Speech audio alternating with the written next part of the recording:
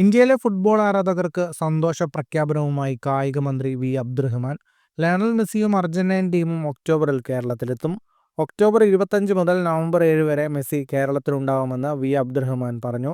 മത്സരങ്ങൾ കൂടാതെ ആരാധകർക്ക് താരത്തെ കാണാനും വേദിയൊരുക്കുമെന്ന് മന്ത്രി വ്യക്തമാക്കി. കോഴിക്കോട് നടന്നൊരു ചടങ്ങിൽ സംസാരിക്കുകയായിരുന്നു കായിക മന്ത്രി. മെസ്സിക്കൊപ്പം എത്തുന്ന അർജന്റീന ടീം കേരളത്തിൽ 2 സൗഹൃദ മത്സരങ്ങൾ കളിക്കും.